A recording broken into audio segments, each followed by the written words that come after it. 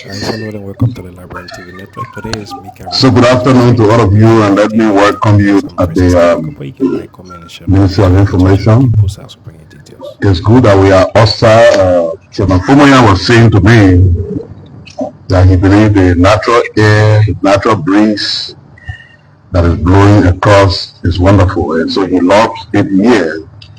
And perhaps if we were out there, um, I say we basically inherited a dilapidated ministry. We made a promise that we transform whatever we met here. And for the last 1 year plus, that transformation process started without a dime from the government, from central government. So for the first time, they're giving us some money. We've done the bidding process, and renovation work will start shortly. But because that conference room that you own the office, we didn't want to wait for the general renovation for we do. We decided to do it now. So that is the reason why we are out here. One of the things I was telling you about, someone said the child called the renovation hallelujah. You know running church? Yeah, because the other thing I want to say, every church will not like it. You see the top of this place? The honor power, where the thing is a flat top there, and we're thinking about transforming it in a place that looks like an area where my journalists can sit down to drink their little beer and stuff. But I know the church will let beer and stuff in there. Yes. So it almost stopped me from saying it, but I still have to say it because this top part of this place, we change it, we fix it well, set it up. When you come, if you bring your whole press conference, really, you're busy posting, and you can take long for the car to come for you. You go up there. Somebody will be there to give you soft drink if you can drink soft drink. If you can drink beer, they will give you beer. You can drink start again. It's all to make the work environment welcoming so that you see the need to come all of the time and do your work. Transform the place is not just for us who are working here, it's for all of you who are associated with us in some way or the other. We expected to have the Minister of Health also addressing the press conference today. I haven't seen her. I'm not sure whether she will still come, but it's good that the chairman is here with his team. So when I'm done, he will address you all, and if the Minister of Health comes, fine. If he doesn't, time. You know, yesterday was National Unification Day. Every time I look across your faces and see how young many of you are, I'm tempted to believe that you have not followed the conflict history of our country. Because if you follow deeply, certainly you will embrace celebrations of days such as National Unification Day, because that is something that is still wanting in our society. There are some who believe that the government can just, by law, constrain all of us to reconcile. It's not possible. You can legislate reconciliation. So most of the things we have to do to be reconciled as a nation rests with us, the people. Are there responsibilities that the government too got? Yes, government got to play some role, but no matter what the government does, if there are two persons among you who are not speaking and who say you are enemies for life, the government action will not change that. It is the two of you who will decide to say, look, we want to make progress, we reconcile our differences, we unite, we see ourselves once more as brothers and sisters, and you move on. So every time we have a Unification Day, there's always a reminder as to where we came from as a country and where we are today. Normally we have a formal program. For the first time, due to other engaging schedules, we're not able to have a formal program, but the president spoke to the nation. He acknowledged that we are still faced with profound challenges and division among ourselves, and that we need to work harder to be a completely reconciled nation. He also noted that through it all, with all the problems we have, we've made some strides in consolidating peace, in rebuilding institutions, in restoring hope amongst others. But just like I said, he noted that true reconciliation and unification require more than just mere passage of time. they require deliberate efforts on the part of all of us, including you, and conscious decisions by all of us individually to prioritize understanding over suspicion and collaboration over conflict.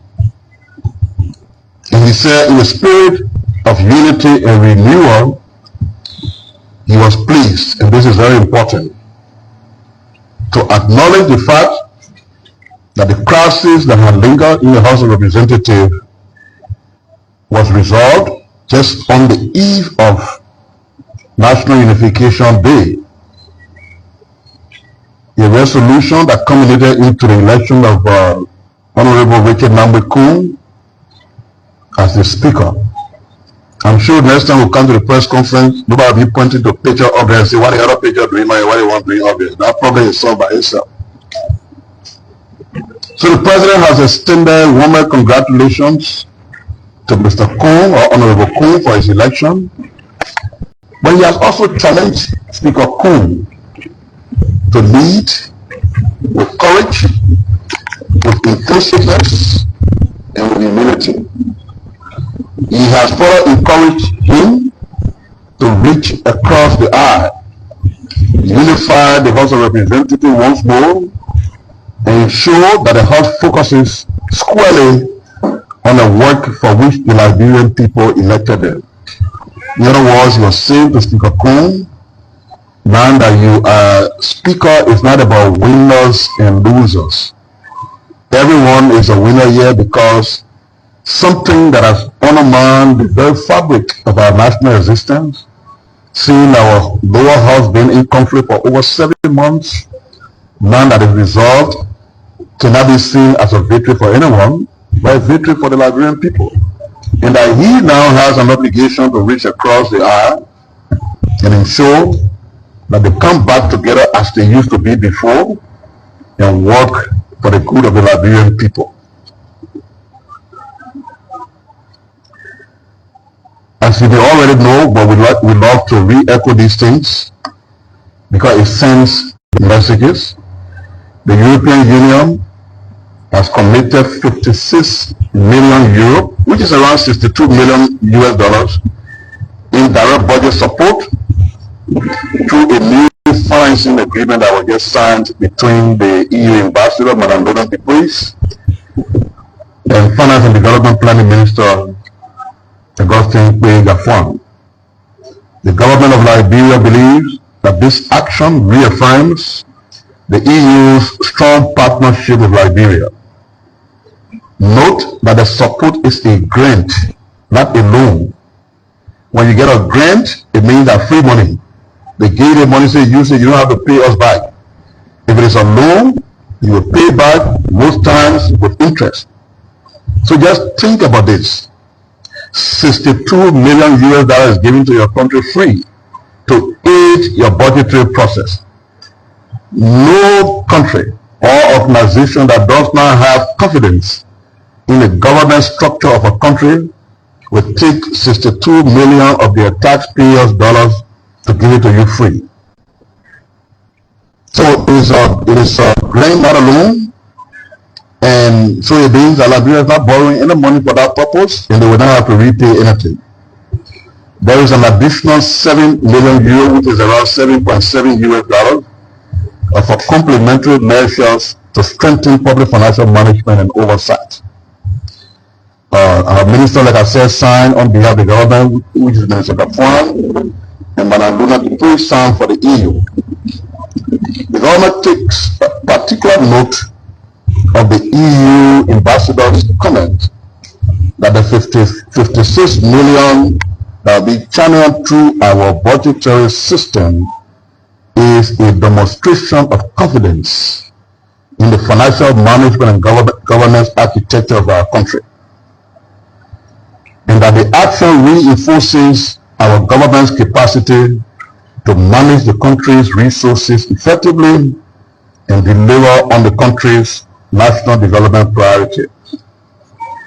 Under the Weah leadership, the country has met the eligibility that includes the existence of a credible national development plan. You know, we have one we launched in Basel, a robust financial management reform agenda which we have, and a commitment to macroeconomic stability and in a transparent budget process.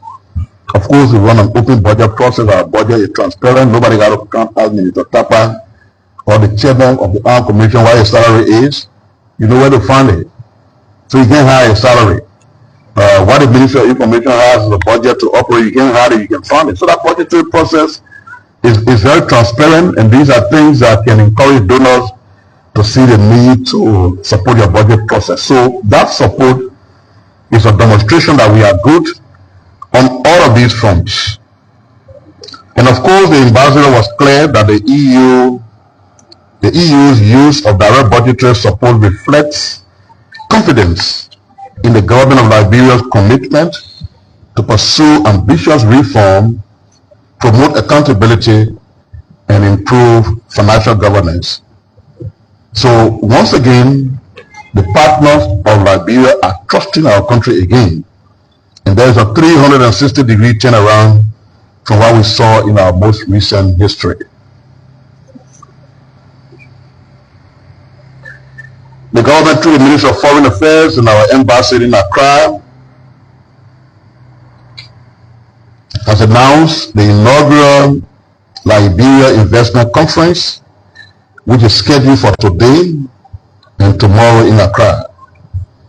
That conference aims to strengthen and consolidate economic ties between Liberia and Ghana, while at the same time showcasing the myriad of investment opportunities that are available in Liberia. The conference, which is being held under the theme Unlocking Liberia's Investment Potential for Sustainable Economic Growth, seeks to gather investors, government officials, entrepreneurs, development partners, among others, to explore Liberia's key growth sectors. And they include agriculture, tourism, telecommunication, energy, infrastructures, etc. The initiative supports President Weah and Liberia's rebuilding and development agenda. The two-day event will feature investment-focused panel discussions with prominent government and business leaders, sector-specific presentations, and breakout sections, among others. The participants can expect a Liberian Ghana Trade and Culture Expo and valuable network, as well as business-to-business matchmaking opportunities. Investors attending the summit will have direct engagements with Liberian government officials, regulatory agencies, and investment promotion authorities. It will provide clear line of communication for understanding the investment policies, tax initiatives, sector-specific opportunities, highlighting the potential for sector critical for job creation, revenue generation, and infrastructure development. Our own Deputy Minister Daniel Sando and the Assistant Minister for Tourism are part of that summit representing the Ministry of Information. And by the way, the ministry will make a special presentation on the tourism sector of our country. The Central Bank of Liberia has developed an ambitious 5-year strategic plan covering 2025 to 2029. The plan is worth $63.32 million and is currently before partners in the sector. That plan aims to foster financial inclusion, to address instability, and increase public trust in the banking sector.